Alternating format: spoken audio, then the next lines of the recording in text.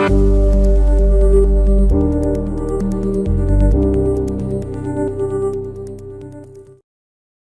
session we will see about a new function called scanf function. Okay, so far we are clear about the printf function. Okay, so till now we were using only printf function just to print something to the console, right?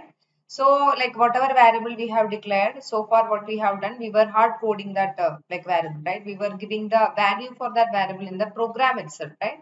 We never asked the user to input any data for the variable. We never done like that. Okay, so we used to declare the variable, and together we used to initialize the variable with some like a default value, or if it is some like any random value we used to give to the variable. So now let's try to do some better programs. Okay, so the programming concept is like that, or why we are writing program. Okay, so that is just to solve some like problem. Okay, so real life problem, right? So here we can't actually like go with the default values and all. So we'll be asking the user to input some value. According to that value, we'll be calculating something. Okay, so some evaluation will happen or some comparison can happen. All right.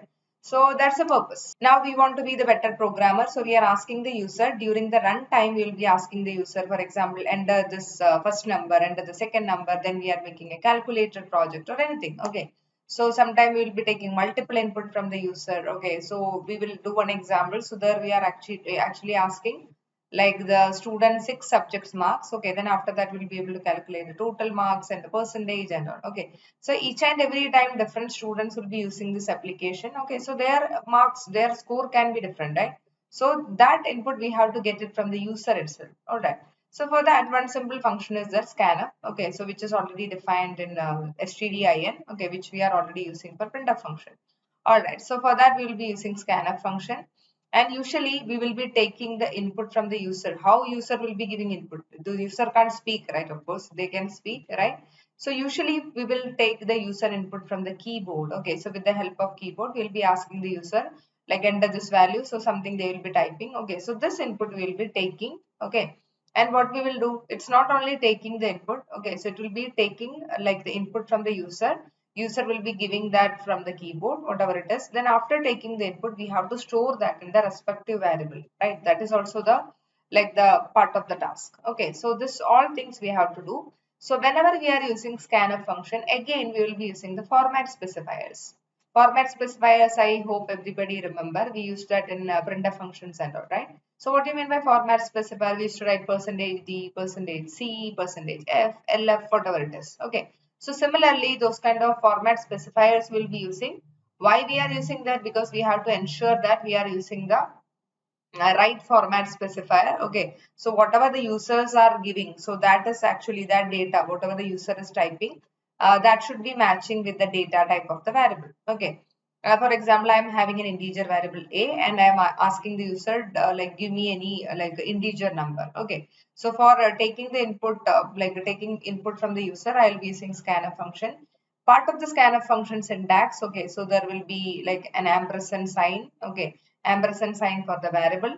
Okay, why we are using that? Because if the user is inputting a proper integer data, okay, so that is matching with the format specifier which I used inside the scanf function. I'll be using percentage %d. Okay, so if everything is matching, then immediately I'll be storing that in a variable called like a or variable, whatever it is. Okay, so make sure that the data should be integer, and the variable which I'm like where I'm storing the data, that also should be integer. All right. Yeah, so I think it's very clear. Okay, let me show you some examples. So I hope it's clear for you.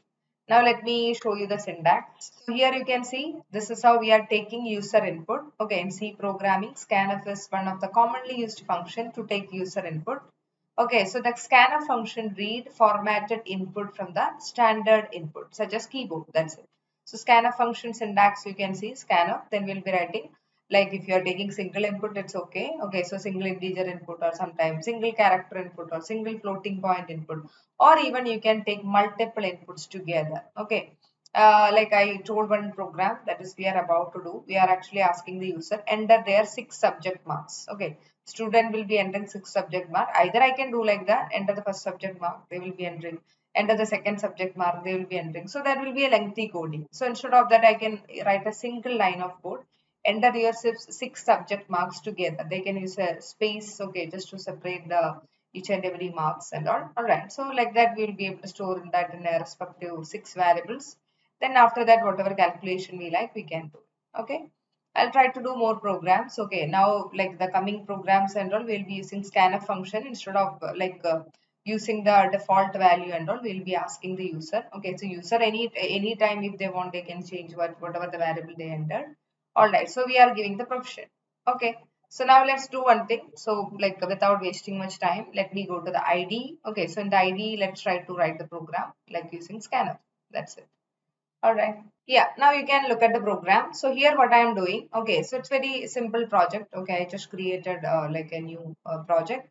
So here I declared a variable called test integer, which is the data type is integer itself. Okay, so I'm just asking the user enter an integer. I'm using scanf, of course I agree. Okay, so the user will be taking some input.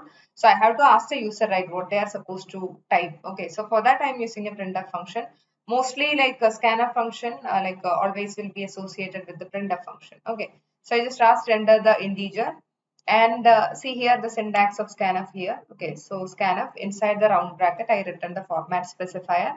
I written percentage %d. Why so? Because test integer is a variable. So the test integer variable is of integer type, right? Of course, integer. So that's the reason for integer we know we will be using the format specifier as percentage %d. All right. And here you can see I'm writing the variable test integer. Usually for printf function also we used to write the variable test integer, whatever the variable name. But additionally, you'll be able to see there's an ampersand sign. What is ampersand sign in C programming? Ampersand is address of operator. Okay. So what I am doing, okay, I am asking user like enter an integer. They are like suppose if they are entering an integer. Okay, so that integer first of all I'll cross check. Okay, I am expecting an integer and the user if they entered integer, okay, everything is fine. If they entered character, okay, so it's not fine, right? So they won't be able to store that in the variable. Okay, so here in my case, suppose they are asking an integer, I just entered the integer as 67, suppose it's an integer number. If everything is fine, they will be storing the data 67 to the variable. Variable I already declared as integer, okay, integer, test integer. So that data will get stored in the test integer variable. That's it. It's very simple thing. All right. So then after that again using the printf function, I am just showing that. Okay, so this is the variable you entered. Okay, so like number. Okay, so the like it will be displaying. That's it. Very simple program. Let me run this program. Okay, let me build this project first of all. I already done building. Okay, so nothing to build. All right, no worries. But here one problem you will be facing if I'm running this project, right? See here, if I'm running this project, okay, I don't have any errors and all, but I'm not able to see anything in the console. Why so? What will be the problem? Okay, so if I want to see this, you can just open this executable file which is there under the binaries. Okay, you can click on binaries and here you will be able to see the executable file. So even I can run that as a like in the Windows. Okay, so here you can see just on executable I'm right clicking, go to the properties and here you will be able to see the location where is the file has been. All right, so let me as a command prompt, okay, Windows command prompt I can run this, just to double click on it. All right, so I think this procedure all are clear, right? So they are asking me enter then integer. So the cursor is waiting for me. So I'm just entering an integer number 56. Then I'm pressing enter. Okay, so for my program, as per my program, it should be showing that number is 56. Something I written right inside the printer. All right, let me see whether I am getting it. Okay, but you can see immediately the screen got closed. Okay, so okay, they are actually printing the number 56. Okay, whatever I was expecting.